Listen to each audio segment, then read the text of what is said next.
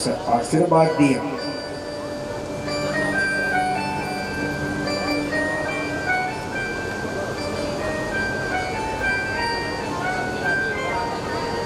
श्री शुक उवाच। आचार्य से सुखदेव जी कहते राजन परीक्षित, बलि राजा के मस्तिष्क पर मेरे गोविंद ने तीसरा चरण रखा और उनके नेत्रों से आंसू की धारा बह रही है। बाहर बलि, आया था तुम्हें छलने के लिए, लेकिन तुमने मुझे छल लिया। मांगिए, आज मैं तुम्हें कुछ देना चाहता हूँ, कुछ वरदान देना चाहता हूँ, आप मांगो। तो राजा बलि आज हाथ जोड़कर खड़ा हो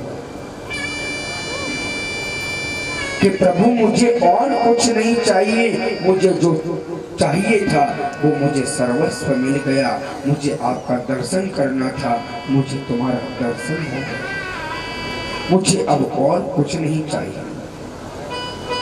अगर तुम देना ही चाहते हो तो मुझे एक ही वरदान दे दो। बोले क्या? कि जब भी मैं अपने घर से बाहर निकलूं तो तुम्हारा दर्शन हो, और बाहर से घर के अंदर आऊं तो तुम्हारा दर्शन हो। भगवान ने कहा, वाह बलि, बारे राजा, तू तो हमें अपने घर का नौकर बनाना चाहता है।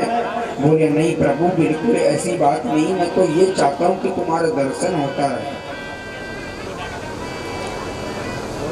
तो राजा बलि क्या कह रहा है कि आप मेरे घर के सामने देखो मुझे, मैं बाहर से आऊं तो और अंदर से जाऊं तो भी देखो।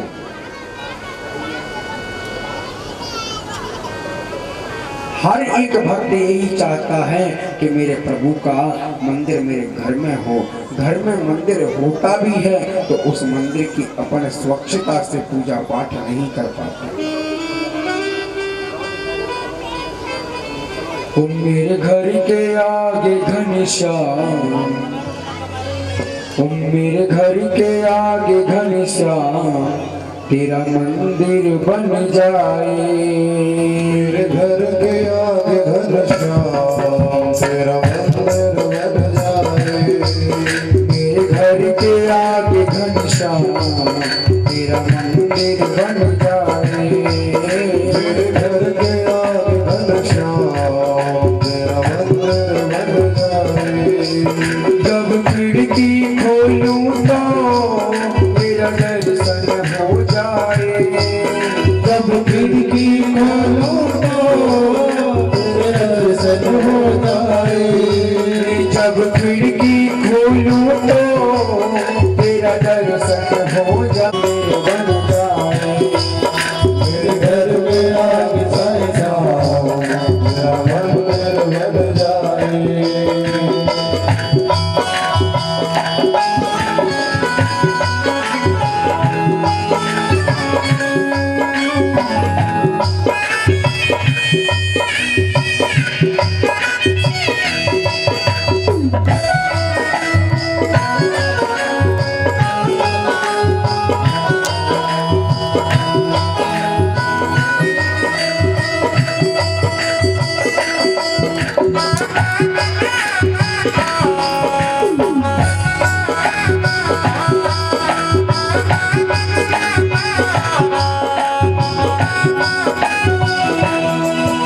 जब आरती हो तेरी मुझे घंटी सुनाई दे।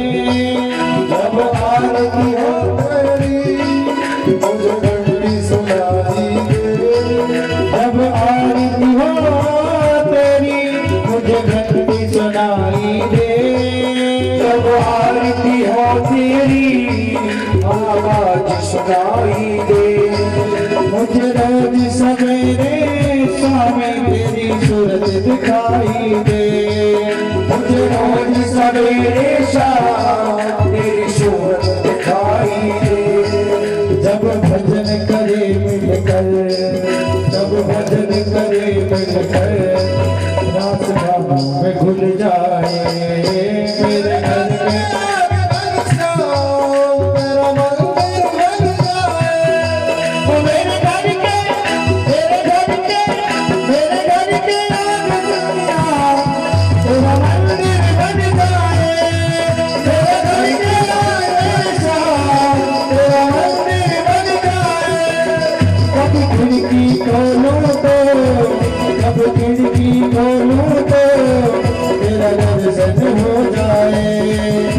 खिड़की खोलो तो तेरा दर्शन हो जाए। मेरे घर के आगे मेरे श्याम तेरा मंदिर बन जाए। मेरे घर के आगे श्याम तेरा मंदिर बन जाए। मेरे घर के आगे मेरे श्याम तेरा मंदिर बन जाए।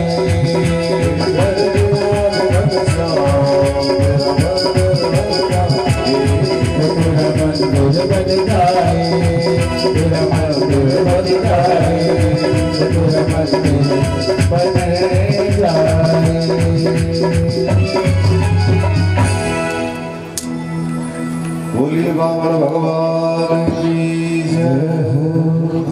आज राजा बलि भी यही कह रहे, प्रभु मेरे घर के सामने भी तुम्हारा ही दर्शन हो, जब आऊं और जाऊं तो तुम्हारा ही दर्शन करूं। आज भी प्रभु श्री नारायण राजा बलि के द्वार पर द्वारपाल बने खड़े हुए। कथा आती है कि जब भगवान नारायण राजा बलि के यहाँ थे तो माता लक्ष्मी नगर में घूमती हुई आई।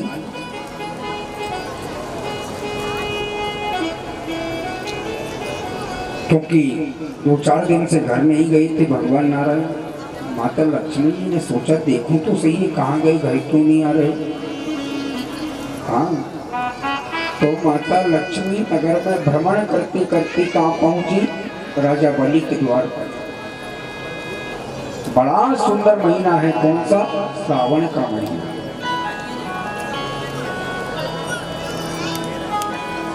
राजा बलि के दरवाजे पर पहुंची, भगवान वहां द्वारपाल बन के खड़े हैं। आवाज लगाई, भैया कोई है क्या। द्वारपाल एक और खड़ा था, उन्हीं के साथ, किसके साथ, भगवान नारायण के साथ। लेकिन नारायण से जो भगवान नारायण वहां खड़े थे द्वारपाल बन के, उन्हीं से कहा कि हमको राजा बलि से मिलना है। लक्ष्मी जी को पता था कि हमारे नारायण ही हैं। राजा बलि हैं, कहा हाँ हैं, अंदर हैं, तो उनको बुलवाओ। राजा बलि बाहर आए, कहा बहन बोलो क्या बात है। कि बात क्या है भैया, तुम्हें तो खुद पता है कि आज रक्षाबंधन का दिन है और मेरा मन करता है कि मैं आपको राखी बांधूं, रक्षा सूत्र बांधूं, रक्षा सूत्र बांधूं। राजा बलि ने कहा ठीक है बहनी, कौन सी बड़ी बात है, बांधो। लक्ष्मी जी कहते हैं नहीं, मैं ऐसे नहीं बांधूंगी, मेरी कुछ शर्त है और मैं जो तुमसे राखी बांधने में कुछ मांगूंगी वो तुम्हें देना पड़ेगा। बोले ठीक है, अवश्य देंगे। बताओ क्या चाहिए। कि नहीं, पहले हम राखी बांधेंगे और राखी बंध जाएगी, उसके बाद में बताएंगे कि हमें क्या चाहिए। आज माता लक्ष्मी ने राजा बलि को रक्षा सूत्र बांधा और जब रक्षा सूत्र बांधा तो राजा बलि ने कहा कि बताइए आपको क्या चाहिए। तो माता लक्ष्मी जी ने आज उसी द्वारपाल की तरफ इशारा कर दिया जो नारायण भगवान द्वारपाल बन के खड़े हैं, उसी की तरफ इशारा कर दिया कि मुझे कुछ नहीं, मुझे ये चाहिए। तो आज राजा बलि पहचान गए, वाह माँ लक्ष्मी तुम तो तुम ही हो। मैं तो पहले ही जान रहा था कि माता लक्ष्मी मेरे घर में स्वयं चलकर आई हैं। बोली लक्ष्मी मैया की। आज माता लक्ष्मी भगवान श्रीमन नारायण को हाथ पकड़कर सीधे अपने क्षीर सागर के लिए चल गए।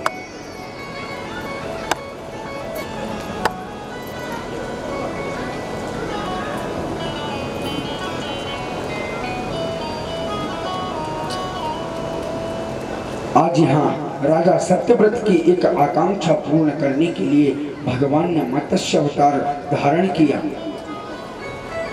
श्री शुक उवाच।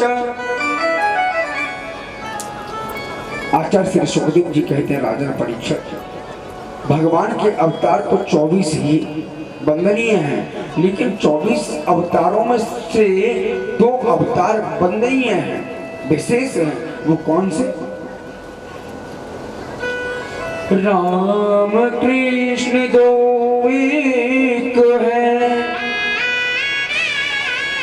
अंतर नहीं इनमें, इनके नयन गंभीर हैं, उनके चपल विशेष। राम कृष्ण दो एक हैं, अंतर नहीं निमेष, इनके नयन गंभीर हैं, उनके चपल विशेष। राघवेंद्र के नेत्रों में गंभीरता और कन्हैया के नेत्रों में चपलता है। इसलिए राजा परीक्षित, राम ने जीवन में जो भी किया वो करो, राम जी के किए हुए को करो, कन्हैया के कहे हुए को करो। मेरे राघवेंद्र के चरित्र का एक एक पहलू विचित्र है। राजा परीक्षित कहते हैं, प्रभु मुझे आप सब छोड़िए, मुझे तो आप राम कथा सुनाइए। श्री शुक उवाच। श्री सुखदेव जी कहते हैं, राजन परीक्षित, तुमने राम कथा विस्तार से ऋषियों से सुनी है, फिर भी संक्षिप्त में राम कथा मैं तुम्हें अवश्य सुनाऊंगा। भगवान श्री राघवेंद्र ने जिस पवित्र वंश में अवतार लिया उसे हम लोग सूर्य वंश कहते हैं। नारायण के पुत्र ब्रह्मा हुए और ब्रह्मा के पुत्र मरीचि हुए, मरीचि के कश्यप हैं और कश्यप के ही पुत्र सूर्य हैं। सूर्य का एक नाम और है, उसका नाम है विवस्वान, और विवस्वान बल्कि सूर्य का वास्तविक नाम है। सूर्य वंश उनसे ही प्रारंभ हुआ। विवस्वान के द्वारा जो पुत्र उत्पन्न हुआ उसे हम वैवस्व मनु कहते हैं। वैवस्व मनु महाराज के पुत्र प्रद्युम्न हुए, जो शिव जी के आश्रम में गलती से जाने की वजह से स्त्री बन गए और अंत में उन्होंने देह त्याग किया। वैवस्व मनु के मन में बड़ी चिंता हुई। उनके 10 पुत्र थे, उसमें से उनके एक पुत्र का नाम है सर्याति। वैवस्व मनु के सर्याति नाम के जो पुत्र हैं, उनके यहाँ एक परम सुंदरी कन्या ने जन्म लिया, उसका नाम है सुकन्या। राजा एक बार अपनी सेना को लेकर वन में गए।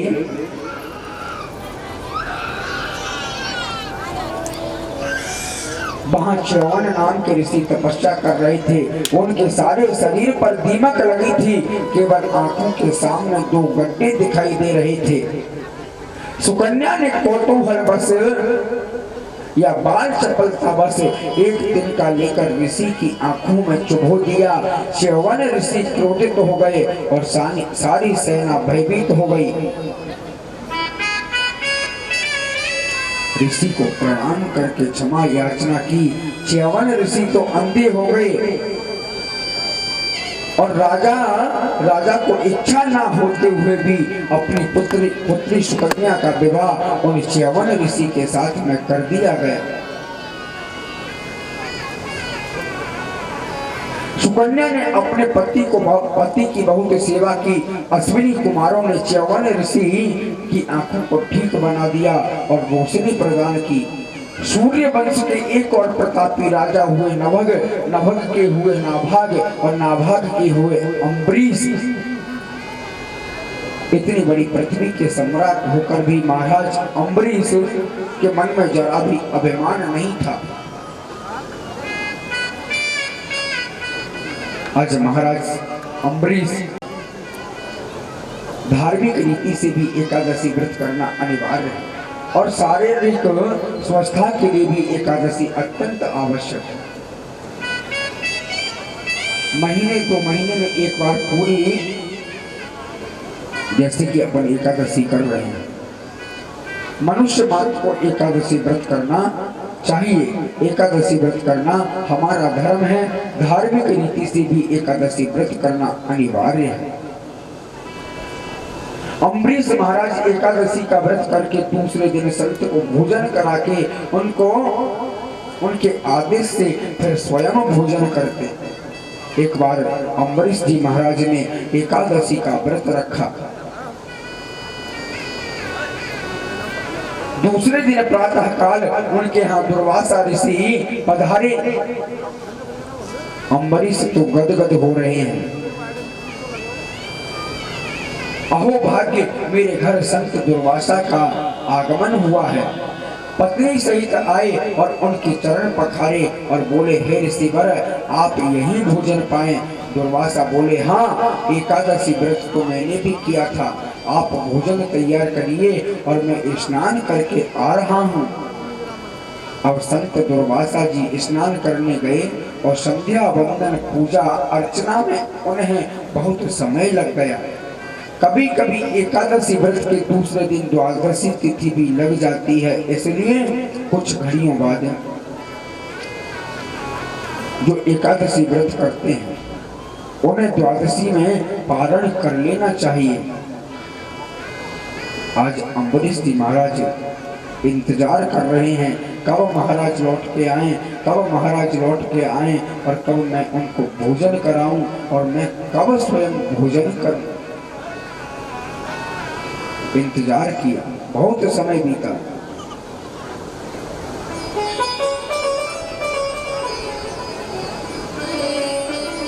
आज अम्बरीश ने विप्रों से ब्राह्मणों से पूछा, पता लगा कि त्रयोदशी शुरू होने वाली है और द्वादशी में पारण होना आवश्यक है। सो राजा भगवान का चरणामृत पान करने लगे, क्योंकि संत को भोजन कराए बिना भोजन तो पा नहीं सकते।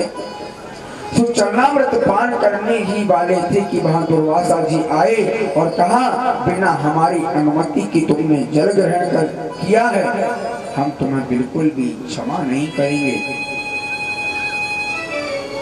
आज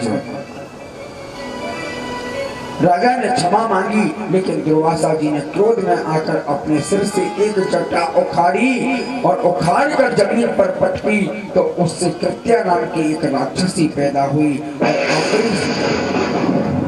और अम्बरीश महाराज को मारने दौड़ी। अम्बरीश ने हाथ जोड़कर कहा, यदि मैं अपराधी हूँ तो मुझे मार दिया जाए, मुझे कोई चिंता नहीं है।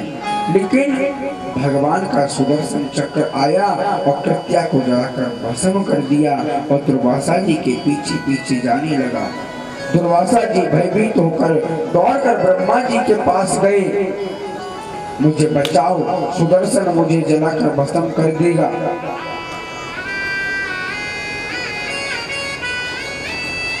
आज ब्रह्मा जी ने कहा कि भैया इसमें हम कुछ नहीं कर सकते, हम क्या करें बताओ, हम इस चीज को बिल्कुल नहीं रोक सकते। आप भगवान विष्णु की शरण में जाओ और उनसे क्षमा प्रार्थना करो। आज दुर्वासा जी दौड़कर भगवान के चरणों में गिर पड़े, प्रभु मेरी रक्षा करो, आपका सुदर्शन चक्र मुझे जलाकर भस्म कर देगा। लेकिन मेरे प्रभु को अम्बरीश की याद आ गई और बोले, अहम भक्त पराधीना हय स्वतंत्र इव ध्वजः साधुभिर्ग्रस्त हृदयो भक्तैर्भक्त जनप्रियः।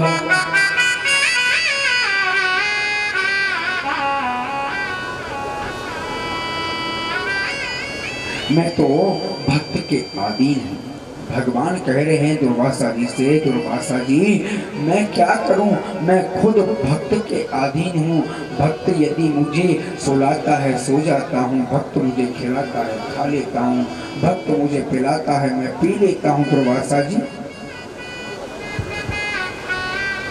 भक्त अपने घर में मंदिर बनाता है, उस मंदिर में मेरी मूर्ति, मेरी तस्वीर रख लेता है और सुबह जब पूजा करता है तो 2 रोटी लेता है, घी से चुपड़ता है, उस पर शक्कर रखता है, मेरे सामने रख देता है और भोग लगाता है, भगवान खाओ।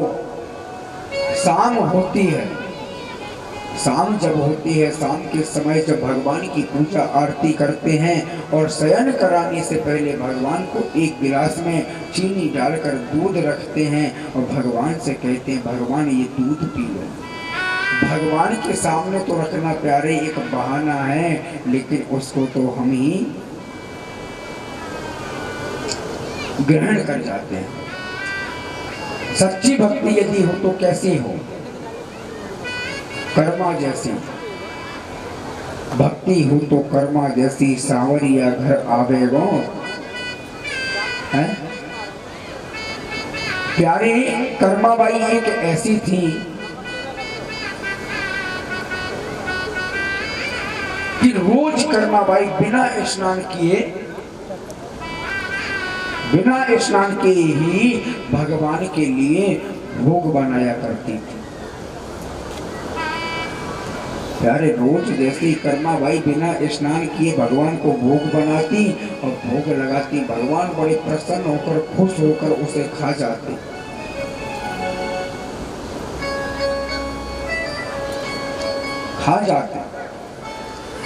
अब एक दिन कर्माबाई लेट हो गई खिचड़ी बनाने में।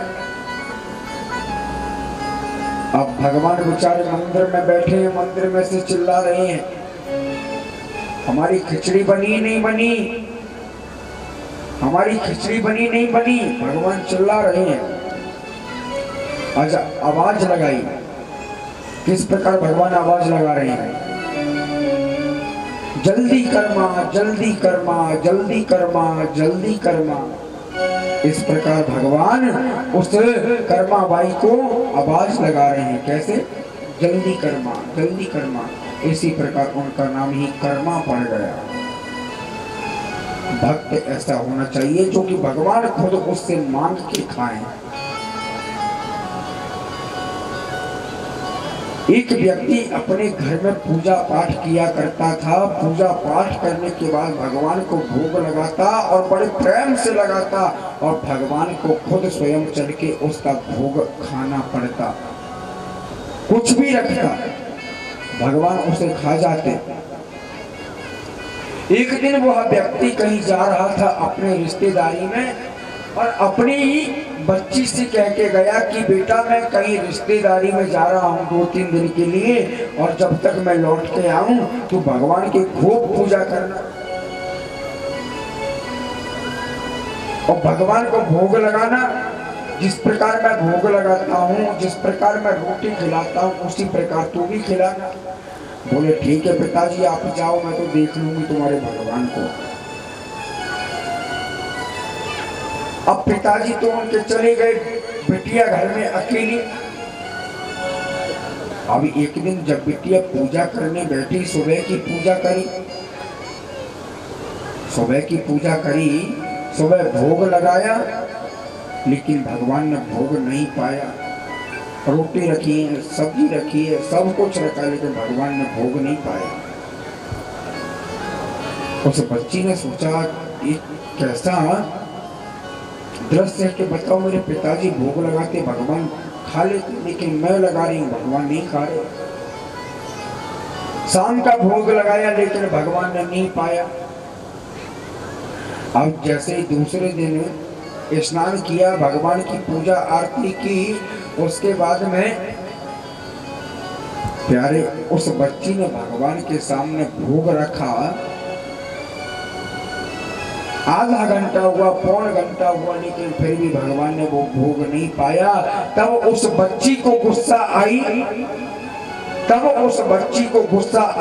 वह बच्ची एक इतनी बड़ी छड़ी लेके आई, इतनी बड़ी डंडी, और जाके मंदिर में बोली कि अब मैं देखती हूँ कि कैसा भगवान है, ये कैसे नहीं खाता है खाना।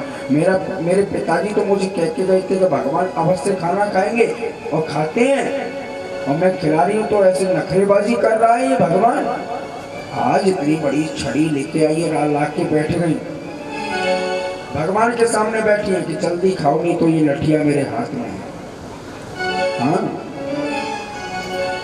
आज सामने बैठे प्यारे, जिस प्रकार उनके पिताजी भगवान को भोजन पवाते थे उसी प्रकार वो तो अपने प्रेम से पवाते थे, लेकिन ये अपनी लठिया के प्रेम से पवा रहे हैं।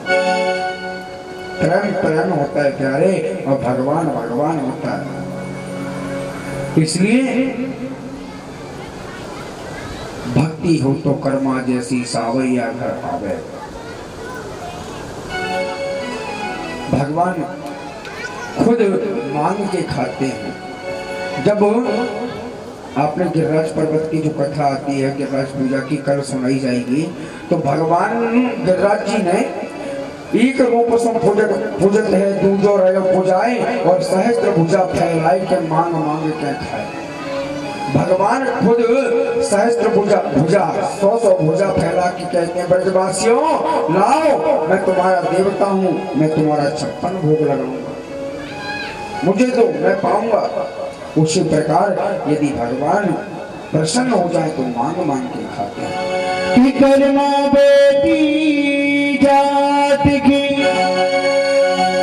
थी बड़ी नादा, भक्ता की पट राख दी मर घाटो वारे श्याम। थाली भर कर लाए रे खींचड़ो, थाली भर कर लाए रे खींचड़ो, ऊपर की बात के थाली भर कर लाए रे खींचड़ो, ऊपर की बात की। जीव मारो शाम गणी जी माँ बेटी रात दी। थाली भर कर लाए रे खींचड़ो, थाली भर कर लाए रे खींचड़ो, ऊपर की बात के। जीव मारा शाम गणी जमावे बेटी जात की, जो माल भर दे जात की।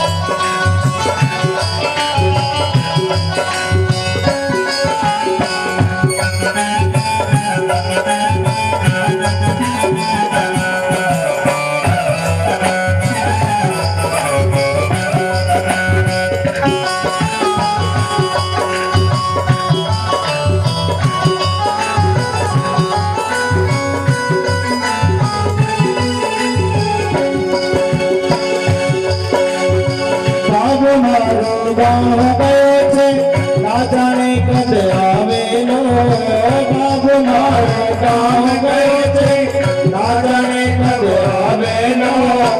उसके भरोसे बैठो रहो तो भूखो ही रह जावे लो, भूखे भरोसे बैठो रहो तो भूखो ही रह जावे लो।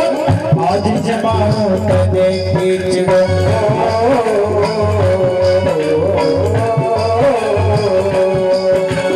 आज जमाओ तदे खींचो, राम की घाट की। जीवनारो शाम गणी माँ बेटी जात की।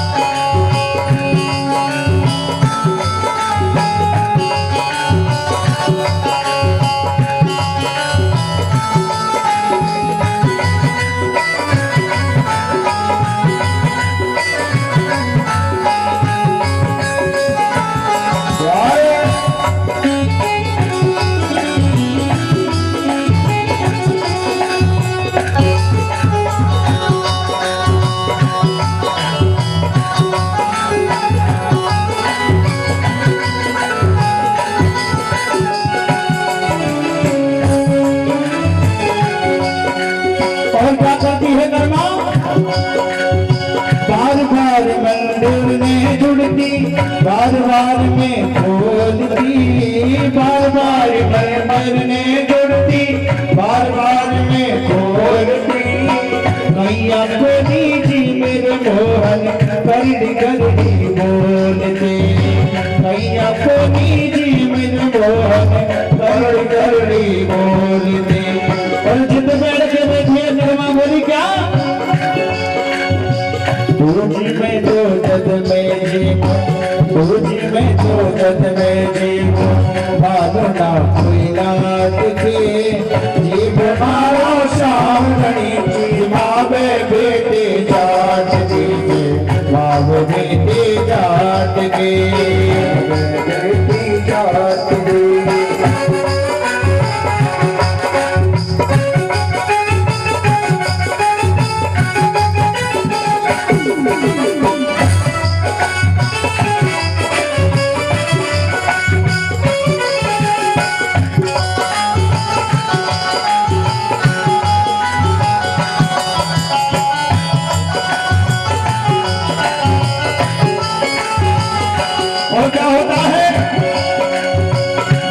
हो तो कर्मा जैसी सावरियों घर आवे लो, भक्ति हो तो कर्मा जैसी सावरियों घर आवे लो, भक्ति हो तो कर्मा जैसी सावरियों घर आवे लो, भक्ति हो तो कर्मा जैसी सावरियों घर आवे लो। सुन लाल लो करे प्रभु को हर्ष हर्ष गुण गावे लो, हर्ष हर्ष गुण गावे लो। और कर्मा जैसे आप भी अपने घर में मेरे श्याम सुंदर मेरे कृष्ण भगवान को बुलाना चाहते हैं, तो भाई दोनों हाथों में सीधा, दोनों हाथों में एकदम सीधा भाव ताली से बगल कहेंगे क्या? साचो प्रेम प्रभु से हो तो, साचो प्रेम प्रभु से हो तो, मोहर बोले काट के जीव मारा शाम घड़ी, मावे बेटी जात के, मावे बेटी जात के।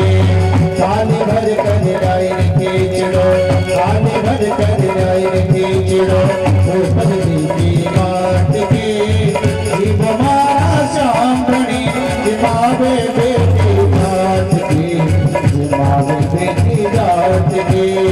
पानी भर कर राय के चिड़ो, ऊपर दीदी काट के जीव मारा शाम घड़ी, मावे बेटी जात के, मावे बेटी जात के, मावे बेटी जात के, मावे बेटी जात के।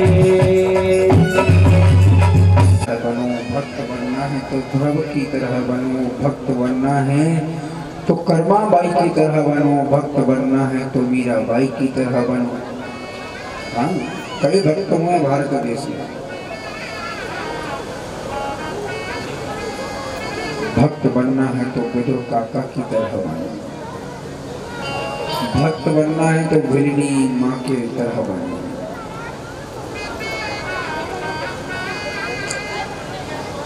आज दुर्वासा जी दौड़े भागे फिर रहे हैं।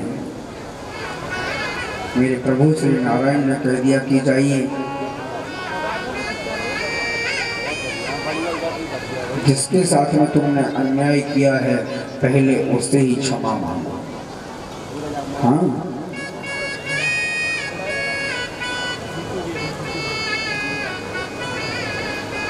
आज जाकर दुर्वासा जी ने क्षमा याचना की, तो यहाँ दुर्वासा जी सोच रहे हैं कि बताओ, जिसको मैंने जलाकर मारने का षड्यंत्र किया, मैंने उसने ही मेरी सुरक्षा की, बहुत आशीर्वाद देकर वहां से चली गई। दुर्वासा जी वहां से गए और अहो अनंत दासाना महत्वं दृष्टपद्यमे कृतागसोऽपि यद् अंगरानी समी हंसे।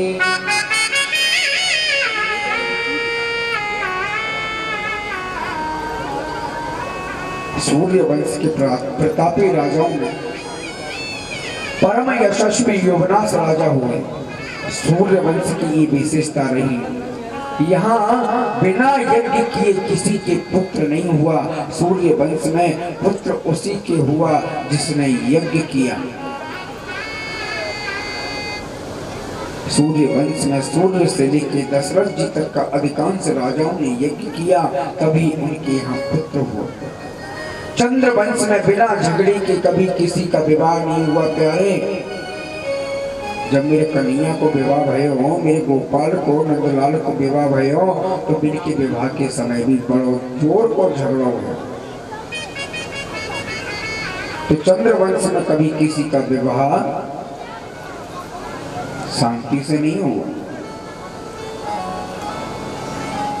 चंद्रमा से लेकर द्वारकानाथ भगवान श्री कृष्ण पर्यंत किसी का राजी से विवाह नहीं हुआ, झगड़ा जरूर हुआ।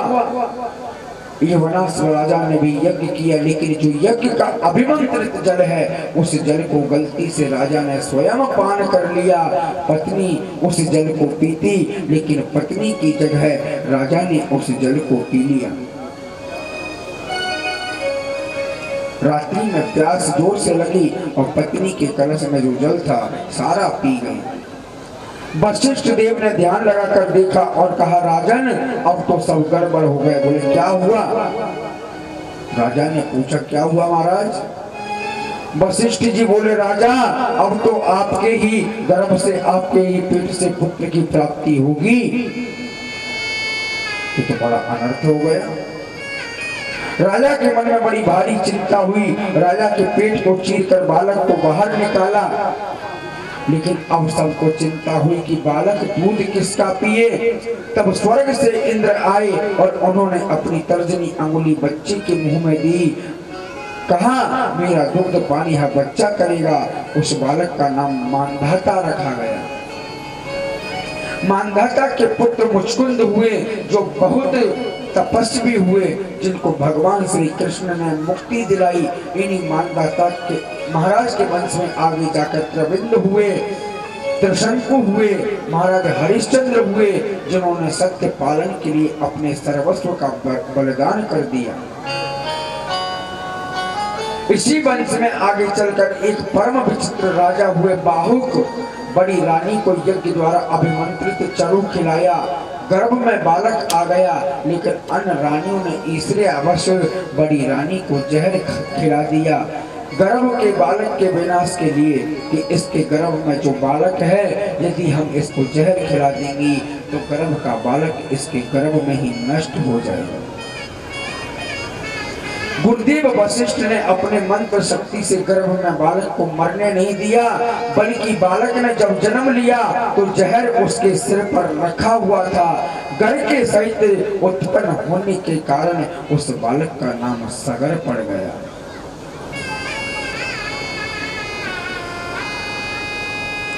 सगर के दो पत्नियां थी, एक सुमति और दूसरी केसरी। केसरी के हुआ असमंजस और सुमति एक मांस पिंड को जन्म दिया। क्रोध में आकर उसने उसके 60,000 टुकड़े कर दिए, किंतु मंत्र शक्ति से वे 60,000 टुकड़े सब बालक बन गए। सगर राजा ने अश्वमेध यज्ञ किया। यज्ञ का घोड़ा इंद्र चुरा कर ले गया। इंद्र ने वो घोड़ा कपिल देव के आश्रम में बांध दिया और वहां से अंतर ध्यान हो गए। सगर के पुत्रों ने जमीन को इतना खोदा कि खोद खोद कर उसको सागर ही बना दिया, जिसका नाम पहले समुद्र था। लेकिन सगर के पुत्रों ने इसे खोदकर इतना चौड़ा बना दिया, इसलिए इसका नाम सागर पड़ा। कपिल मुनि के आश्रम में घोड़े को बंधा देखकर उन्हें भ्रम हो गया और उन्हें ही चोर समझकर वहां से पकड़ कर ले गए। कपिल देव की आंखें खुलते ही सब जलकर भस्म हो गए। असमंजस के पुत्र अंशुमान ने तपस्या करके कपिल देव को प्रसन्न किया। तो महात्मा कपिल ने कहा, भगवान वामन के चरणों से प्रकट जो गंगा है, यदि उस गंगा का जल इन्हें स्पर्श हो जाए तो इनकी मुक्ति हो जाएगी। अंशुमान ने ब्रह्मलोक से गंगा जी को उतार कर लाने के लिए बहुत तपस्या की, परंतु वो गंगा जी का दर्शन उन्हें नहीं हुआ। बाद में उनके पुत्र दिलीप ने भी गंगा जी को लाने के लिए तपस्या की, वे भी ना ला सके। उनके पश्चात उनके पुत्र भागीरथ की तपस्या से प्रसन्न होकर गंगा जी 2-3 शर्त मनवाकर वहां से नीचे उतरी, उनके साथ आई। गंगा जी ब्रह्मा जी के कमंडल से निकलकर पहले ध्रुवलोक में गई और फिर सप्तर्षि मंडल में आई। वहां से शिव जी की जटा में समा गई।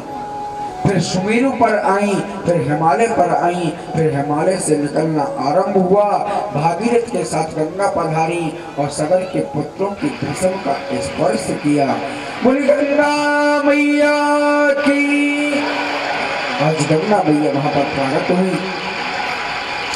महापराक्रमी भगीरथ के वंश में एक राजा खटवांग हुए, फिर दीर्घ बाहु हुए। रघु की कीर्ति बहुत फैली और सूर्य वंश रघुवंश के नाम से ही प्रसिद्ध हो गया। तो वहां तुलसी बाबा ने अपने सुंदर शब्दों में कहा है, एक बार भूपति मन माही, एक बार भूपति मन माही, एक बार भूपति मन माही, एक बार भूपति मन माही, एक बार भूपति मन माही, एक बार भूपति मन माही, भई गिलानी मोरे सुतना, भई गिलानी मोरे सुतना।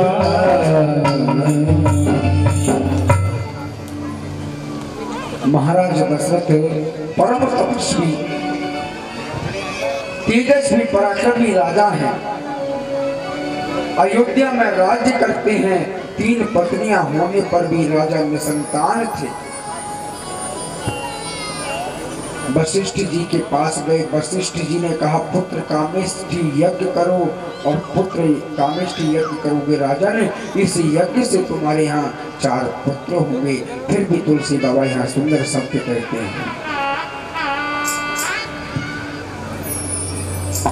श्रृंगी ऋषि वशिष्ठ बुलावा, श्रृंगी ऋषि वशिष्ठ बुलावा, श्रृंगी ऋषि वशिष्ठ बुलावा, श्रृंगी ऋषि वशिष्ठ बुलावा, पुत्र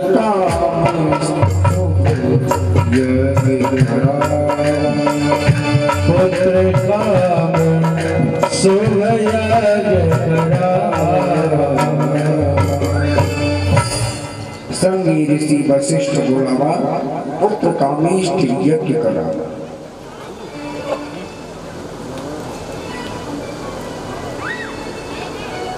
राजा ने पुत्र कामेष्टि यज्ञ किया तो यज्ञ कुंड से क्षीर का चरु लेकर स्वयं अग्निदेव प्रकट हो गए और राजा ने कहा, इसे अपनी रानी को खिला देना।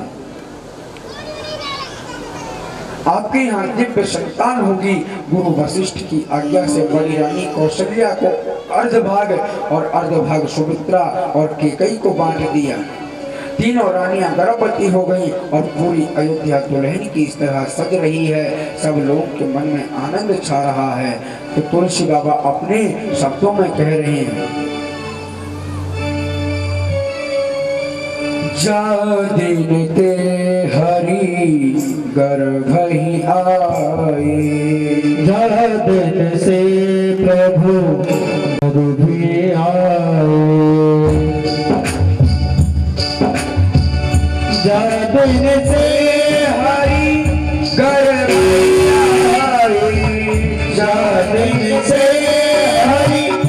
मंगल भी आए, तीन लोक सुख संपत्ति छाए।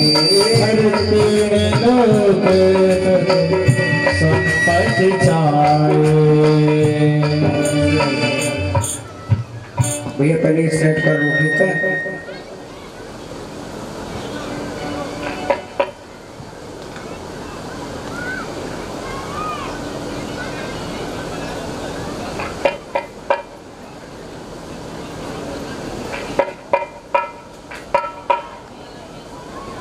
संपत्ति छाए।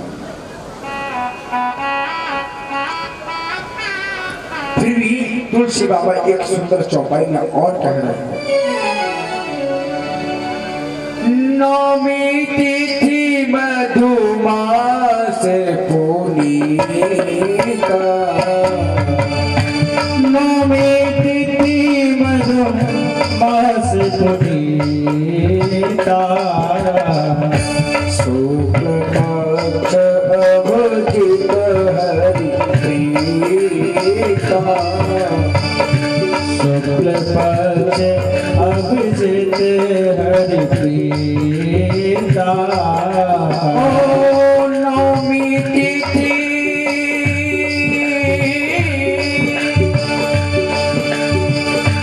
नौमी तिथि मधुमास पुनीता। शुक्ल पक्ष अभिजित हरि प्रीता।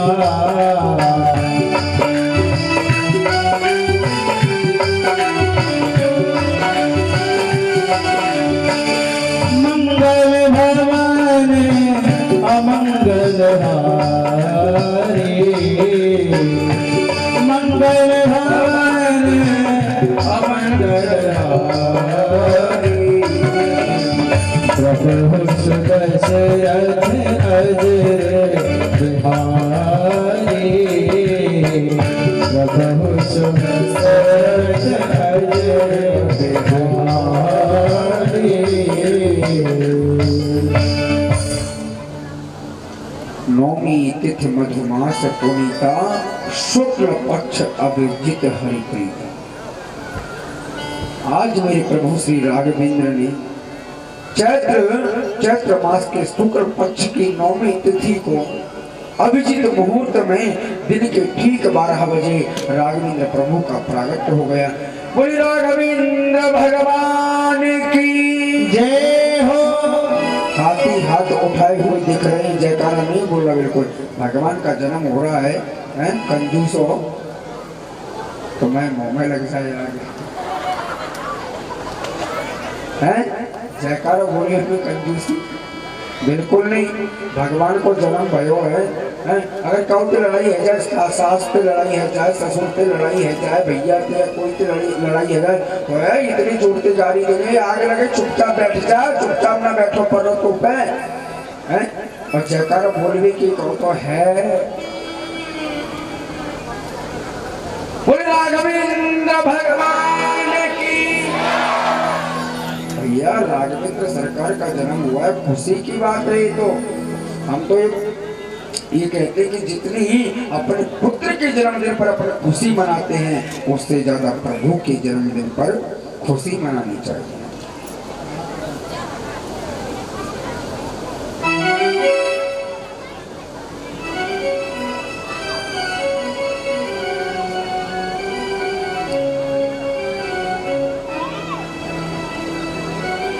ससमुख चक्रम सकरीट कुंडलम सपीत वस्त्रम सरसी हरोक्षणम सहार वक्षस्थल कौस्तुभश्रियम नमामि विष्णु शिरसा चतुर्भुजम। प्यारे ऐसी सुंदर झांकी है, मंद मंद स्मित हास्य कर रहे हैं।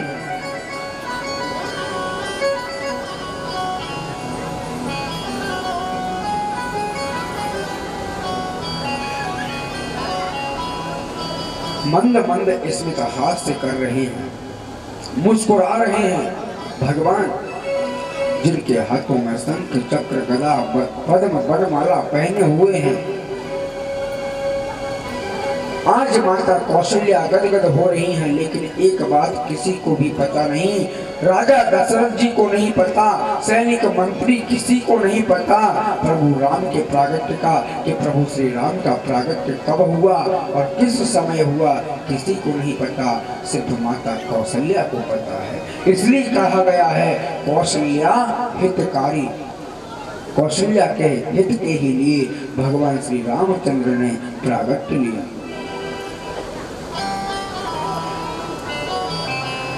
माता ने दर्शन किया, भगवान ने कहा आपको याद है पूर्व जन्म में आपने तपस्या की और आपने कहा था क्या, चाहूं तुम्हारी समान सुत प्रभु सन कवन दुरा।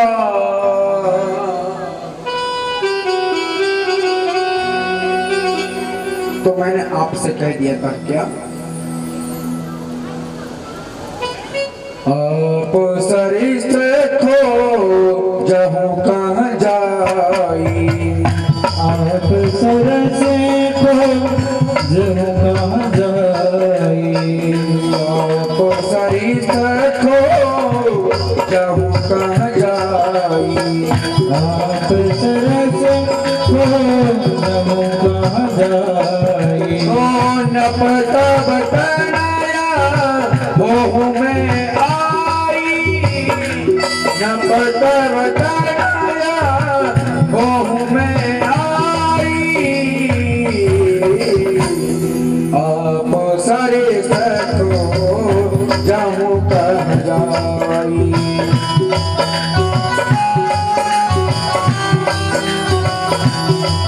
ओ श्री राम जय राम जय जय राम, श्री राम जय जय जय राम, ओ श्री राम जय राम जय जय राम, ओ श्री राम जय राम जय जय राम। आप सारे सर खोजब कहाँ जाई, न पता तनय हो में आई। इसलिए आपका पुत्र बनकर आ गया माता। माता बाहर बड़ी भीड़ लगी है, बाहर मेरे भक्तों की बड़ी भीड़ लगी है, मुझे बाहर ले चलो। भक्त मेरे दर्शन करने के लिए खड़े हैं। कौन? भगवान श्री राम कह रहे हैं। जन्म हुआ और जन्म होते ही तुरंत भगवान माता कौशल्या से कहते मैया मेरे भक्त मुझे देखने के लिए बाहर खड़े हैं, भीड़ उमड़ रही है।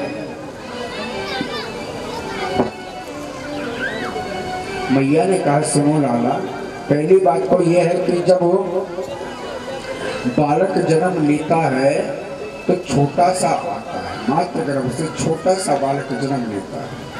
लेकिन तुम तो कम से कम 8-10 फुट के बन के आए हो। कितने? 8-10 फुट के लंबे चौड़े बन के आए हो। अब तुम्हें मैं बाहर कैसे लेके जाऊं? अगर तुम्हें बाहर लेके जाऊंगी मैं तो तुम्हें कोई मेरा बालक नहीं समझेगा, तुम्हें मेरा पिता समझेगा। इसलिए मैं तुम्हें बाहर नहीं ले जाऊंगा।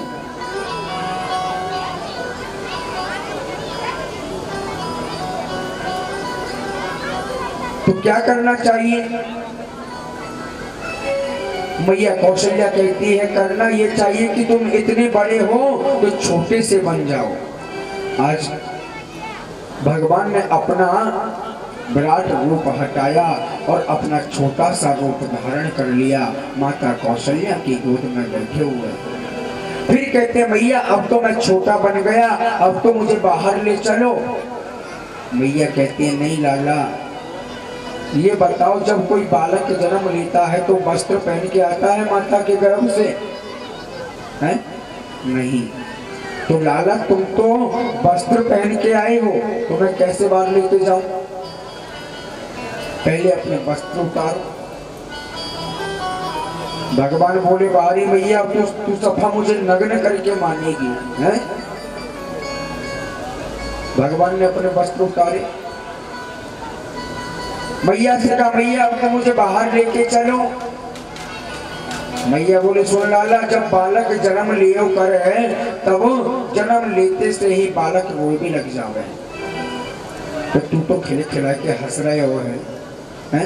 रो तो सही।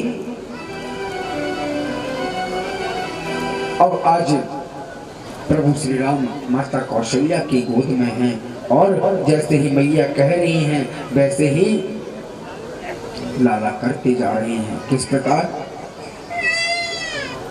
इस प्रकार नहीं, किस प्रकार? माता पुनि बोली सो मत डोली, तजहु तात यह रूपा। माता पुनि बोली सो मत डोली, तजहु तात यह रूपा। जैसी सुरीला अति प्रिय शीला, यह सुख परम अनूपा। जैसे सुरीला अति प्रिय शीला, यह सुख परम अनूपा। आज जैसे ही माता कहती जा रही हैं राम जी करते जा रहे हैं, सो राम जी नंगे हो गए, कपड़े उतार लिए, नग्न हो गए। जब छोटे से हो गए तो मैया ने पलने में सुला दिया। अब तो द्वार खोला मैया ने। भगवान कहना चाहते मैया मुझे मेरे भक्त देखने के लिए खड़े हैं। तो मैया कहती है क्या? सुनी बचन सुजाना, रोदन खाना, कोई बालक सुन यह चरित्र जगावई, हर पद पावई, तेरा भरई भवतूपा। आज राम जी रोने लगे, रुदन करने लगे। आकाश मंडल में देवताओं की, राम जी बड़ी जोर से बोल रहे, आकाश मंडल में देवताओं की भीड़ लगी है। दर्शन करने के लिए 12 बजे चंद्र सूर्य से कहता है आगे चलो। सूर्य कहता है नहीं मैं आगे नहीं जाऊंगा। बोले क्यों? क्योंकि मेरे वंश में आए हैं। आज जैसे चंद्रमा ने ये सुना वाह ये भी एक भेदभाव है, तो भगवान ने कहा चिंता मत करो चंद्र, अगली बार मैं तुम्हारे ही वंश में जन्म लेके आऊंगा, लेकिन अभी भी चिंता मत करो। जब मेरा नामकरण होगा तो मेरे नाम के साथ साथ में तुम्हारा भी नाम जोड़ा जाएगा, इसलिए मेरा पूरा नाम रामचंद्र हो जाएगा। इसलिए चंद्रदेव तुम चिंता मत करो। यहाँ मैं नहीं, तुम नहीं, सभी भक्त मिलकर प्रभु श्री राम की स्तुति करते हैं और उनको मनाते हैं।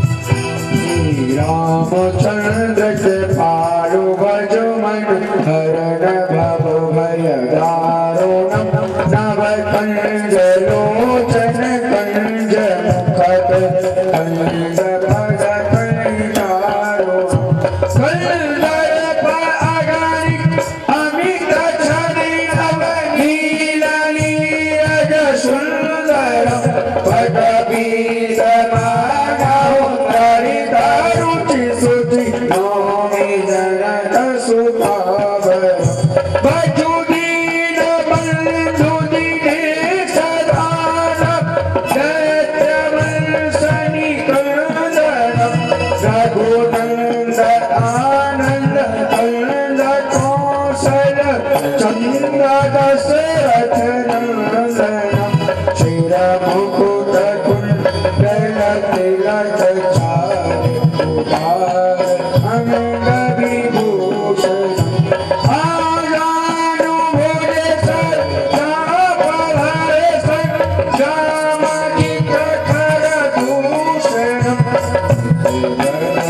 तुलसी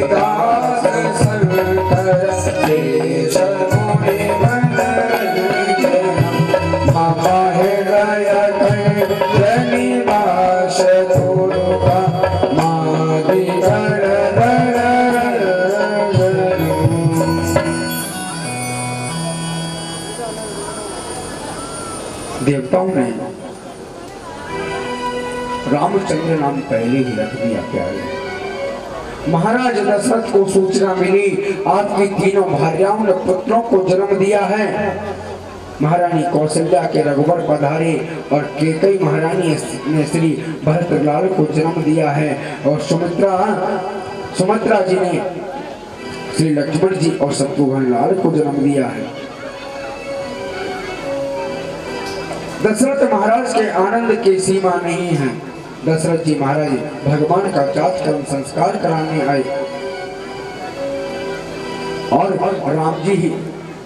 रामी के जन्मोत्सव पर सभी अवधवासी आनंद मना रहे हैं और गा रहे हैं क्या?